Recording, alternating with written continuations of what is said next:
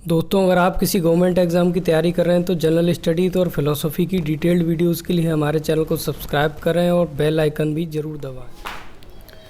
नमस्कार दोस्तों, welcome to study campus. मेरा नाम है रवि चौधरी। दोस्तों, ये जो वीडियो है ये किरकेगार्ड की फ़िलोसफी पर फोर्थ पार्ट है, फोर्थ और लास्ट पार्ट है ये।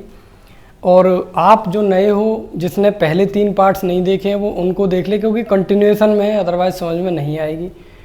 और उससे पहले एग्जिस्टेंशलिज्म पर जो 3 फिलोसोफर मुझे पढ़ाने हैं, किरकेगार्ड, सार्त्र और हेडेगर, उन तीनों की जो फिलोसफी है उसका एक तरह से आप कह सकते हो समरी के वे में या बेसिक जो कॉन्सेप्ट्स हैं वो यहाँ पर मैंने 2 वीडियोज़ में पढ़ा रखे हैं।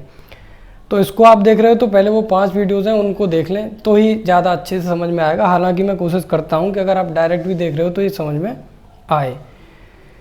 तो वीडियो शुरू करते हैं। अच्छा दोस्तों, वीडियोस पसंद आती हैं तो चैनल को सब्सक्राइब किया करो और लाइक किया करो, वीडियोस को रिव्यू बताया करो कि आखिर कैसी आपको वीडियोस लग रही हैं। और अपना चैनल मानकर इसको अपने जो दोस्त हैं उनको थोड़ा शेयर किया करो वीडियोस को, क्योंकि देखो वीडियोस जो वही 50-100 व्यूज़ आते हैं तो थोड़ा सा अच्छा नहीं लगता, मतलब मोटिवेशन नहीं मिलता वीडियोस बनाने के लिए। तो थोड़ा आप शेयर किया करो इसको अपना चैनल मान के, ठीक है। और जीएस की भी वीडियोज़ आ रही हैं आजकल, तो वो भी, और उनमें भी क्वालिटीज़ आपको अच्छी ही मिलती जाएगी आगे। चलिए तो स्टार्ट करते हैं। पहली वीडियोस में मैंने बताया था कि यार ये थीस्ट थे, भगवान को मानते थे, आत्मा को मानते थे, ठीक है। चॉइस, फ्रीडम और गॉड, ये इनके मेन थीम थे। पूरी फिलोसफी इन्हीं पर बेस्ड है। उसमें फिर मैंने बताया था कि जो मॉडर्न ह्यूमन है उसकी 3 प्रॉब्लम बताई थी इन्होंने मेन, कि यार बोर्डम है उनकी ज़िंदगी में, बोर हो रहे हैं, कोई स्टिमुलस नहीं है, प्लेजर से जो मिल रहा है प्लेजर वो कैसा है, मोमेंट्री है, क्षणिक है। और एंजाइटी है, चिंता, एक विषय बताया था। उसके बाद डिस्पेयर या निराशा इन्होंने सबसे इम्पोर्टेंट चीज़ बताई थी कि यार वो है, उसकी वजह से तरह तरह की दिक्कतें हैं। फिर इन्होंने 3 स्टेजेस ऑफ लाइफ बताई थी। एक एस्थेटिक स्टेज बताई थी, ठीक है, जिसमें सेंसुअल प्लेजर को सबसे ज़्यादा महत्वपूर्ण स्थान दिया गया है। और एस्थेटिक स्टेज के बाद में दूसरी थी एथिकल या मोरल स्टेज, और तीसरी स्टेज मैंने जो बताई थी वो थी रिलीजियस स्टेज, जिसमें कि जो रिलेशन है वो पूरी तरह से टोटल फेथ या एब्सोल्यूट फेथ के आधार पर गॉड के साथ रिलेशन रखा जाता है। और वही स्टेज इन्होंने सेल्फ के एवोल्यूशन में सबसे इम्पोर्टेंट बताई, क्योंकि वहाँ पर क्या है, थोड़ी सी स्टेबिलिटी आती है कि यार गॉड में जब फेथ है तो स्टेबिलिटी आएगी। उसके बाद चॉइसेस को भी बताया था मैंने। ट्रुथ इज सब्जेक्टिव, सत्य आत्मनिष्ठता है, ये भी बताया था। इसमें बताया था कि भाई जो गॉड हैं उनकी ऑब्जेक्टिव नॉलेज नहीं हो सकती है, एज अ साइंस गॉड को प्रूव नहीं कर सकते, है ना। वो जो नॉलेज है कैसी, सेल्फ रियलाइजेशन का विषय है, या टोटल फेथ के आधार पर आप जो है गॉड को मान सकते हो। आज जो टॉपिक है वो है सिकनेस अनटू डेथ, या जीवन व्याधि जिसको हिंदी में बोलते हैं। ये बहुत इंपॉर्टेंट है और इसी में हम देखेंगे पैराडॉक्स ऑफ फेथ क्या चीज़ है। तो देखो, सिकनेस, जब बात सिकनेस की आती है तो सिकनेस से यहाँ पर मतलब है इनका डिस्पेयर, डिस्पेयर या निराशा, ठीक है, डिस्पेयर या निराशा। ये कहते हैं कि भाई हर किसी के जीवन में क्या है, डिस्पेयर है, निराशा है। कोई जाने या न जाने निराशा तो आपके जीवन में है, और अगर आप जान ही नहीं रहे हो कि आप एक निराशा भरी ज़िंदगी में जी रहे हो, तो ये सबसे बेसिक फॉर्म है डिस्पेयर की, अकॉर्डिंग टू किरकेगार्ड, ये कहते हैं। तो सिकनेस क्या हो गई, डिस्पेयर। अब ये अनटू डेथ इन्होंने बताया है। ये खुद क्या कहते हैं कि ये ख़त्म नहीं होनी, ये तो चलनी है, कब तक, जीवन के अंत तक चलनी है, डेथ तक ये सिकनेस कहीं ना कहीं ज़्यादा या कम बनी रहनी है, ठीक है। अगली चीज़ देखते हैं कि जो सिकनेस है भाई, इससे प्रॉब्लम क्या है ये। तो इसके लिए ये खुद क्वेश्चन करके बताते हैं कि क्या ये जो सिकनेस है या डिस्पेयर है, जो निराशा है, ये अच्छी चीज़ है या बुरी चीज़ है। तो ये कहते हैं कि ये अच्छी और बुरी कैसी है, दोनों है। बुरी कैसे है, बुरी तो इसलिए है कि जो डिस्पेयर है वो क्या है, एक सफरिंग है, ठीक है, एक तरह से सफरिंग है। आदमी के जीवन में, आदमी इससे क्या हो रहा है, परेशान हो रहा है, इसलिए ये कैसी है, बुरी है। लेकिन इन्होंने इसको अच्छी भी बताया है, गुड। वो कैसे है ये आप समझिए। ये कहते हैं कि जो सिकनेस है, ये जो डिस्पेयर है, ये सबकी ज़िंदगी में है, सबकी ज़िंदगी में डिस्पेयर है। लेकिन इन्होंने सेल्फ के एवोल्यूशन के लिए यहाँ पर जो स्टेजेस बताई थी उसमें टोटल फेथ की बात करी थी, है ना। और वहाँ पर सेकंड स्टेज में मैंने आपको ये भी बताया था कि इसके लिए क्या ज़रूरी है, सेल्फ एक्सप्लोरेशन बहुत ज़्यादा ज़रूरी है सेल्फ के एवोल्यूशन के लिए। सेल्फ एक्सप्लोरेशन कह सकते हो, एक्सप्लोरेशन या सेल्फ अवेयरनेस, ठीक है। सेल्फ अवेयरनेस बहुत ज़रूरी है टोटल फेथ के लिए।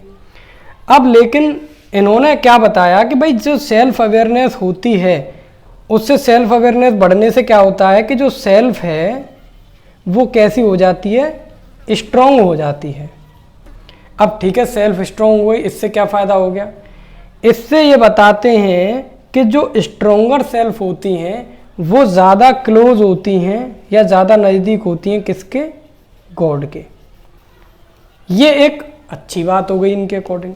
तो निराशा जो है, जो डिस्पेयर है, according to Kierkegaard it is both good and bad. Good किस सेंस में है एक बता दिया मैंने आपको, बैड तो हम बताते चले आ रहे हैं अभी तक, क्योंकि यही सबसे बड़ी समस्या है। तो अब बात आती है कि किया क्या जाए, है ना। तो टोटल फेथ की बात आ गई कि भाई क्या रखो, टोटल फेथ रखो गॉड में।